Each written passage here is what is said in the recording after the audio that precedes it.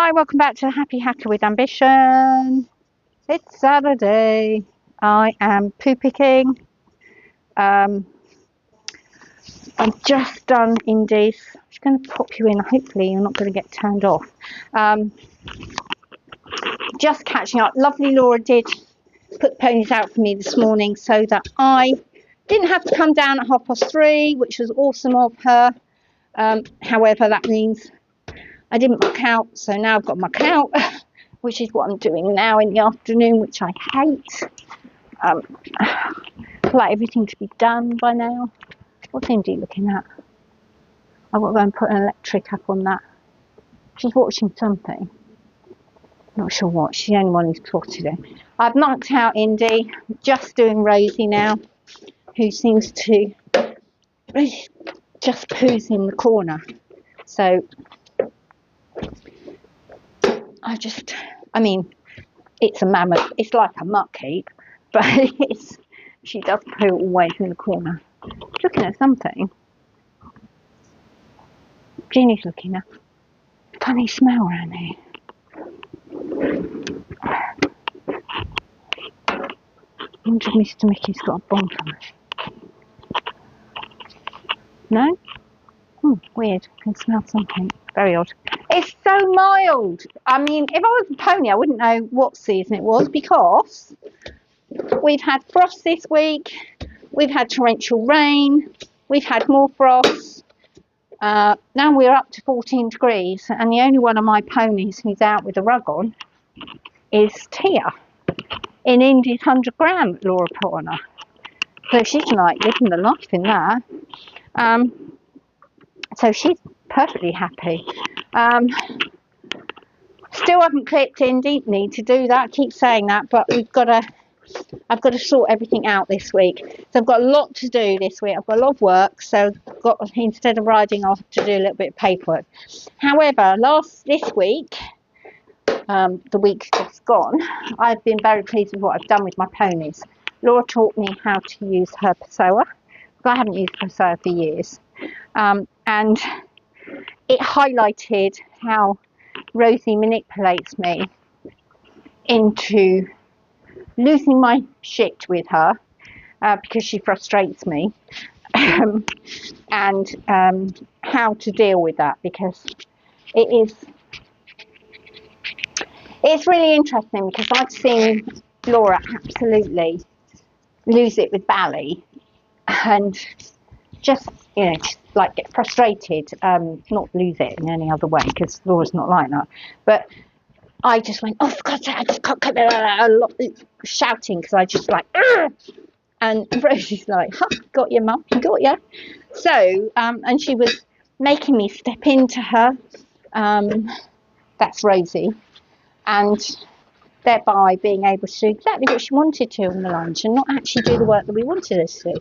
So Laura took over for me for a bit and then showed me what I should be doing, where I was going wrong, and then stood and by me as I did it. So excellent lesson for me. Really chuffed with that. Rosie really worked hard and actually thoroughly enjoyed it. And I think that little pony, I keep saying, I'm going to turn the light on. That's really bad, isn't it? I keep saying I think she's going to be awesome. I know she's going to be awesome, but once she really wants to work, I think she'll become a real Welshie then. I think she'll just powerhouse into everything. And she just, I'm just really pleased with her. I've just got to, I just learned a lot in that time with Laura, and I thought I'm really appreciative of the fact that Laura spent that time with me and explained to me exactly what Rosie was making me do, which is why I was losing my rag with her. And I wasn't doing anything to her, but I was just like, oh my God, you're so frustrating, blah, blah, blah, blah, blah. You know what it's like. We've all shouted at our horses.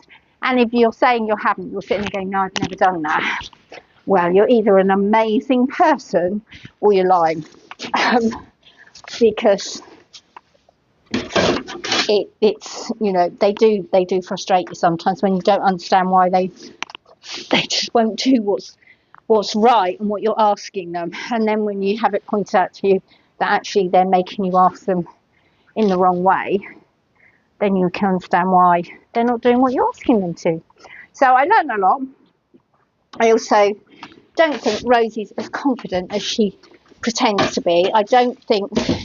I wish Ginny would step up and become top dog. I really do. I wish she would come up and take over from Rosie and say, look, mate, I'm older than you.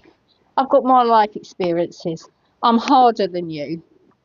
And just step in the background, mate. I'm the boss. Because Ginny would be an awesome top dog, wouldn't you? Talking about me, mummy, I know. She would. But she stepped into the role of Eek, which is guardian, looking after the others, keeping an eye out for them, always alert, which is good, and I'm very pleased, but it just means that Rosie then has taken on the I'm in charge. I mean, I don't want Indy to be in charge. Oh my God, could you imagine it? I'd be dead. But I would like lovely Ginny to step up a bit. It would make life a lot easier for everybody, including, I think, Ginny. But she hasn't shown that. I want to be. I think she just likes the role she's in. I think. Every now and again, I think I see, you know, Ginny of old that had been brought up hard and had a really hard life. But she's so sweet. I just love her. I love her. I love all my ponies. I'm not talking about me. Okay, going to sleep. So that went well. And then the next day, because Rosie dearly worked, I also lunged Indy. I put into practice everything that Laura taught me. But Indy's easy to lunge anyway and enjoys working. So she's always like, yay, let's do this. And she was really, really good. And she worked really well. I was really chuffed with her. So I was pleased with her too. So I was like, yeah, good. And then I rode Rosie on the next day. And I always ride Rosie first because I always feel I need to do more with Rosie. And I need to do more with Rosie and work her more. And if I run out of light or something like that, it's easier. You know, I can do Indy another day when it's pouring with rain or something like that. Indy won't really care that much. But with Rosie, I want everything to be like right. So rode Rosie, got on her and went, right, now we're working. She went, okay. And I worked her in our lunging, which was Indy's paddock. I lunged her in there because it's a bit ruttier, it's a bit rough of the ground, and I want her to pick her feet up. I want her to learn how to balance, and I want to do that. Also, if I put her in the school down here, would be, Ginny, you told me to step up to the mark, and I am. I said that I would, what was I trying to do? What was I saying? Sorry, Ginny just went for tea. I got on her and she napped. I kept the gate open. Oh, no, I put a little bottom bit down. And I got on her and she was great when I got on her. And I moved her off and I went, right, let's go. And she was good. And then she napped once at the gate. And I went, sorry, we're not doing that. So I put into practice. I started but didn't finish which is a bit stupid because I spent, 80 quid on the Lucinda Green course about not falling off and how to improve your riding, really, basically. It was really good. I learned a lot on it. But what I didn't like was it does say it. They did say it was very repetitive, and it was very repetitive. And it was repetitive because that's the way you learn. But I didn't like having to wait for each. I don't know. I just didn't really get on that well with it, really. I didn't want to belong to the Facebook group. It's not me. It's not what I'm like. I'm quite antisocial. I think it's probably because I have to deal with people on a daily basis, and I'm not. When I'm in my own private space, I don't want to do that. So, and also I find if there's a whole group of. This is something I learned from from a podcast, a grassroots podcast, and it was really, really good. And she said that if you're nervous, getting together with a whole load of other nervous people can breed more nervousness. And I thought, I don't want to be the nervous Nelly anymore. I want to be the person who has got the guts to get on with it, the guts to ask for some help, but not the one who says, oh, I'm nervous, I don't want to do that. And this is really heavy. So I'm going up the muck heap, trying not to fall in it again. And I learned quite a lot, and that was from somebody who does a lot of one-to-one training with people that have had bad falls and keep returning to them and can't let go. And I thought, that is worth its weight in gold. I think I'm going to remember that. That's why I've kind of moved away from that. And I just, I think I've learned a lot from it. So, but I did put in, there was one thing that she did that I really learned from. And it was the wide reins. Open your reins wide. So you've still got the contact. The horse can bend its neck to have a look, but you can still make it move forward. You're still saying, go forward, move forward, go forward. And that's what I did. And that's what she did. And she knew I meant it. And I hadn't actually got my stick with me. So there you go, just my little old blunt old spurs. Right, I'm going to let Blueberry out. I'm hoping she's not going to pisso offo. We'll soon find out. There's no food yet, girls. Oh, it's pretty useless. Are you coming out? Come on. Come on, here you come. Not out there. Not that way. No. Good girl, come here. No, Blueberry. No. Oh. She's gone up the lane. Blue, because that's where all people are.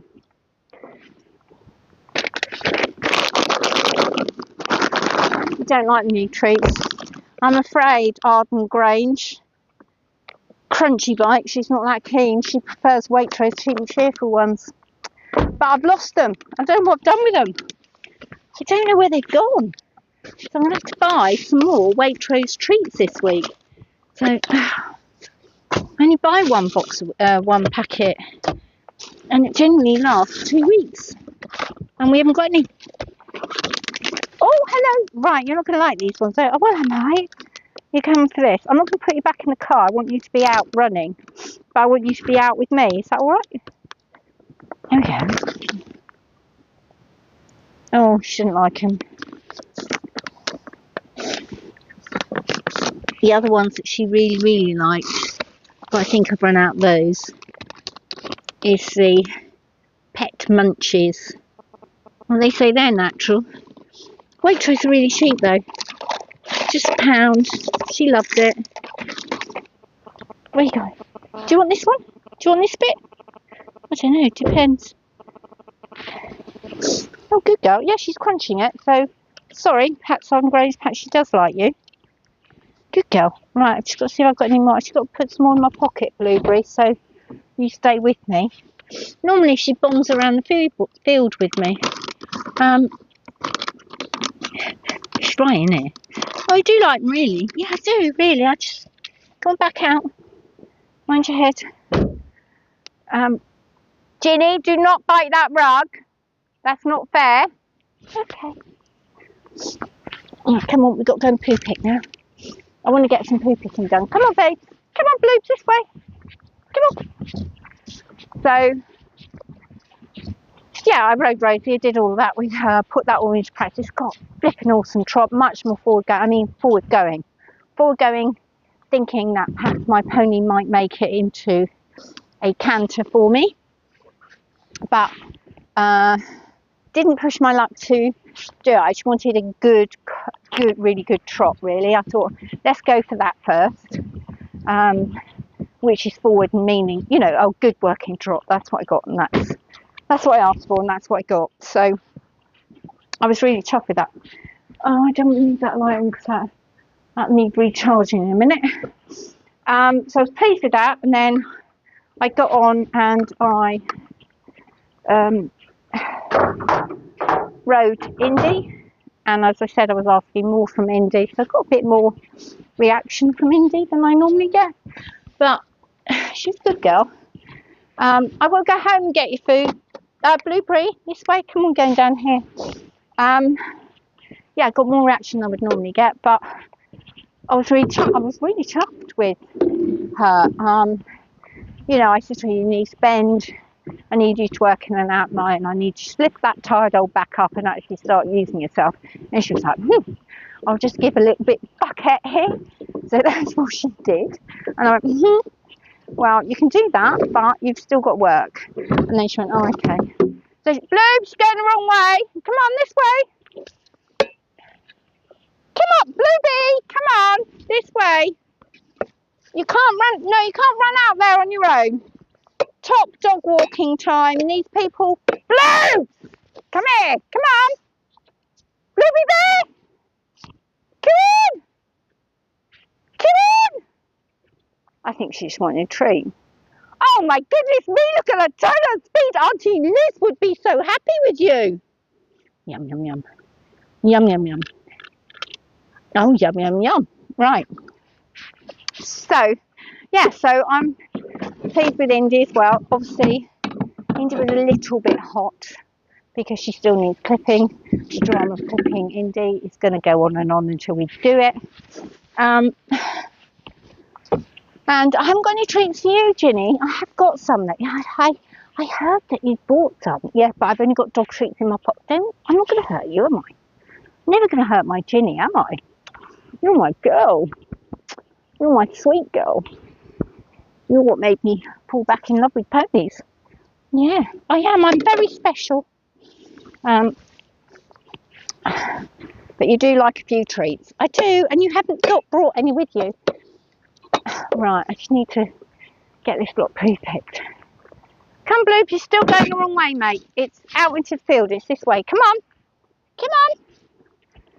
So, I am just, there's some skip marks in this field. So, yeah, I was pleased with Indy as well. And so, all in all this week, I feel like I've done quite a lot with them. Not in hours of riding and stuff like that, but in hours of sort of handling them and talking to them and getting them, you know, just being a bit, I'm quite positive with it all. So, you know, everybody has their ups and downs. I'm sure next week I'll have another wobble with one or both or all of them.